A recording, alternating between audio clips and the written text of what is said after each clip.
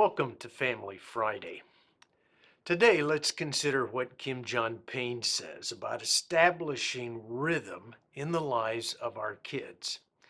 In his book, Simplicity Parenting, he mentions children are exposed to rhythm while they're in the womb.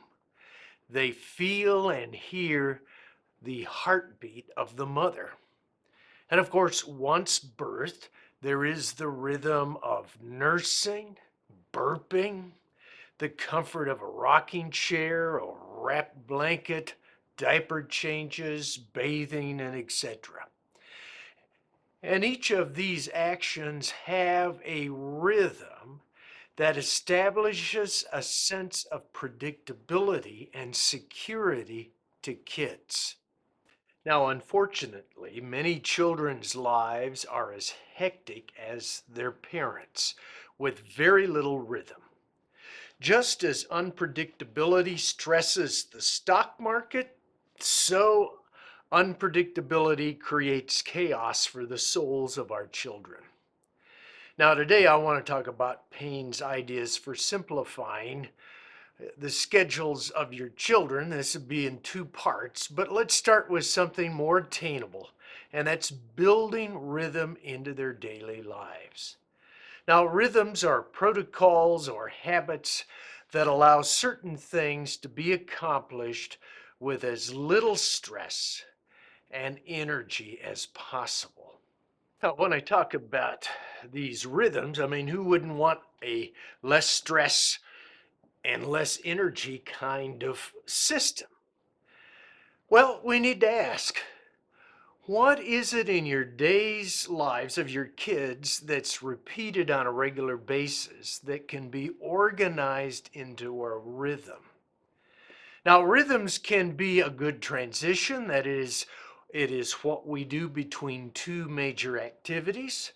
Take, for example, bedtime. We're doing something, watching TV, doing something in the home, and now we're going to transition to sleep time. Rhythms are what is it that you do to get yourself ready for bed. And you need to think about it and to begin to organize it step by step. So think about that bedtime rhythm. I mean, it could consist of picking up toys and books, putting them in their proper place, preparing one's school backpack for the morning. It could be some stories that are going to be read in bed. There could be prayers, the final good nights and kisses. But you need to think through what behaviors need to be discontinued in preparation for bedtime. This is a rhythm. What behaviors ought to be encouraged? And if you haven't already established a bedtime rhythm, begin please, but do expect some pushback. So when you start some new rhythms, you start with small steps. You stay close to observe to make sure these small steps are helpful. You enforce the compliance to these rhythms, you explain and reassure, and you hold yourself and your kids accountable for going through these rhythms. And before you know it, the rhythm becomes a habit. Now, once a bedtime rhythm has been established, then you could work on a morning rhythm. I mean, what is it? What time is it that they need to wake up? How long can you hit the snooze button? What's the order of bathroom use? Are there time limits to bathroom?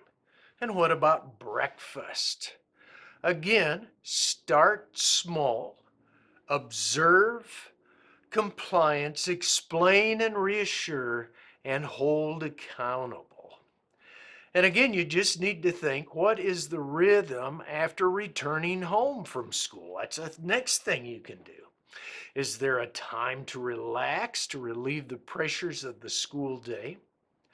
Are there snacks?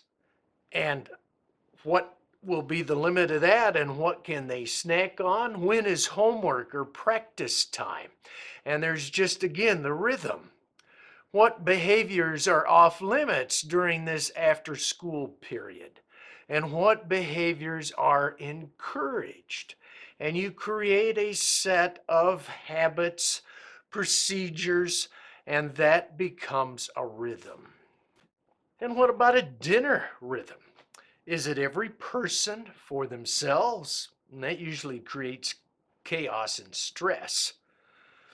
Or is it a time for as many family members as possible to report to the dining table? Now, again, just remember rhythm establishes predictability. And you don't have to reinvent the wheel with every dinner. Make Tuesday taco night. Wednesday could be pasta dinner night. Thursday could be pizza night. Friday, hamburger night. And so that at least during the week, Monday through Friday, you have a particular theme. Now, if you have to have variations, then you can change your pizza toppings or the kind of tacos you make or the kind of pasta you have. But keep the rhythm. Too often we want to make our dinners exciting and entertaining, and that really should be saved for birthdays and special occasions. Now we can always tweak the rhythms with input from your kids, but don't discard the rhythm. They are transitional periods. They are opportunities to get the ordinary done simply and efficiently, freeing up time for that which really matters.